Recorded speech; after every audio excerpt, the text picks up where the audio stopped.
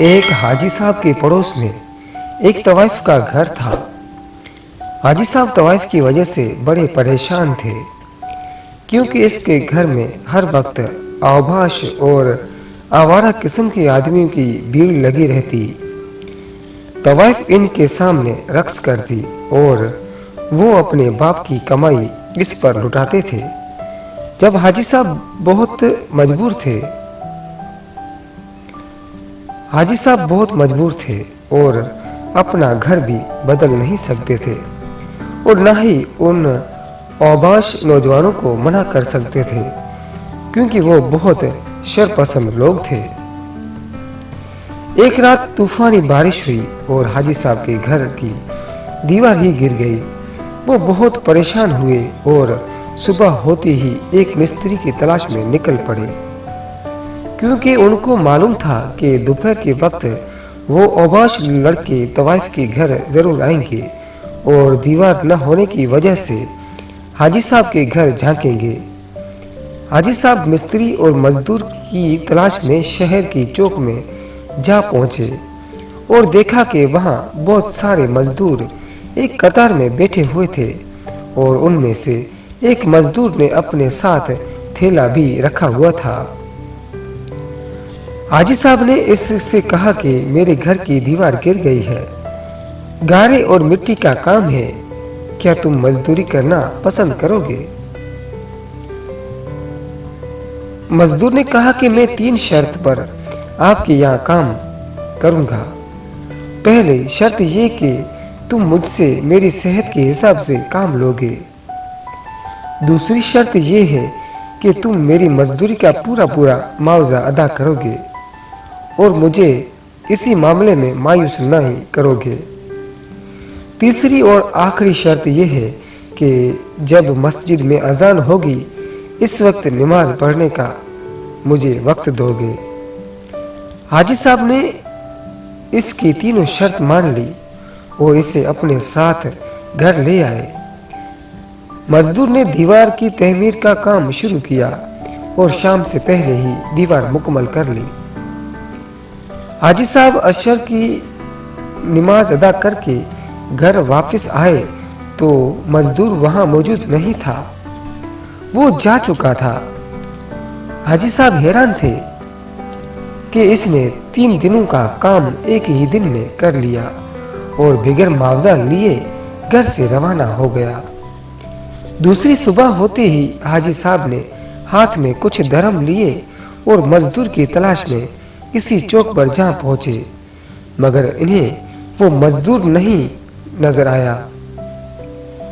अचानक मजदूरों की कतार के आखिर में उनकी नजर पड़ी तो देखा कि एक आदमी अपने ऊपर चादर डालकर लेटा हुआ है। जब इन्होंने चादर हटाई तो वही मजदूर था। इसे बहुत तेज बुखार था और वो तड़प रहा था। हाजी साहब ने इसके हाथ में दरम देते हुए कहा कि ये तुम्हारा मुआवजा है जो तुमने मेरे घर का काम किया है। मजदूर ने कहा कि मेरी वो बात याद करो जब मैंने तुमसे कहा था कि मेरा पूरा मुआवजा अदा करना पड़ेगा। फिर इस मजदूर ने एक अंगूठी और खत हाजी साहब के हवाले किया और कहा कि फिलहाल रियासत के हुक्मरान को ये दे देना। ये बात मुंह से निकलते ही इसकी रूह परवाज कर गई। हाजी साहब को बहुत अफसोस हुआ और इसने अपने खर्चे पर ही इसके कफन दफन का बंदोबस्त किया और पास ही कब्रिस्तान में दफन कर दिया। इसने हाजी साहब को जो जिम्मेदारी सौंपी थी इसकी उनको फिक्र होने लगी। फिर वो अंगूठी और खत लेकर इस रियासत के जानब रवाना हुए। 2 दिन के सफर के बाद वो इस रियासत में जा पहुंचे और इस हाकिम की हवेली में दाखिल हुए। जब उन्होंने हाकिम को अंगूठी और खत दिया तो इसके रोंगटे खड़े हो गए। जब हाकिम ने खत पढ़ा तो इसे चूमता हुआ हाजी साहब से पूछने लगा कि ये नौजवान तुझे कहाँ मिला था और अब ये कहाँ है? इसने हाकिम को बताया कि इसका इंतकाल हो चुका है।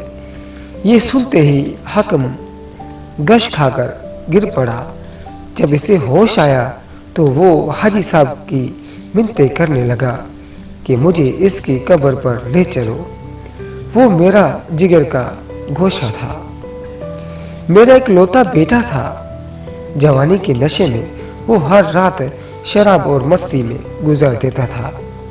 मेरे लाख मना करने के बावजूद भी इसने अपने औबोश मजदोस्तों के महफिल न छोड़ी और गुनाहों की दलदल में दस्ता चला गया। लेकिन वो एक बार मस्जिद के पास से गुजरा तो इमाम मस्जिद खतबा पढ़ने में मसरूफ था। इस खतबे में इमाम साहब कुरानी आयत का तफसीर बयां कर रहे थे। वो तफसीर सुनते ही खुदा की खौफ से मेरा बेटा कांपने लगा और फिर वो घर से भाग गया।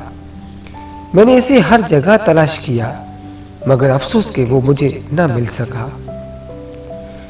जब 1 साल का अरसा गुजर गया तो मैं मायूस हो गया और इसको तलाश करना छोड़ दिया। आज 2 साल के बाद तुम इसकी खबर लेकर आए हो, मगर अफसोस कि वो इस दुनिया में नहीं रहा। दोस्तों, उम्मीद है कि आपको ये कहानी अच्छी लगी होगी। अगर आपको ये कहानी अच्छी लगी हो तो इस वीडियो को एक लाइक ज़रूर कीजिए, और अगर अभी तक आपने हमारा चैनल सब्सक्राइब नहीं किया है तो चैनल को ज़रूर सब्सक्राइब कीजिए और हमें एक अपना प्यारा सा कमेंट ज़रूर दीजिएगा ताकि हमारी हौसला अफजाई हो सके।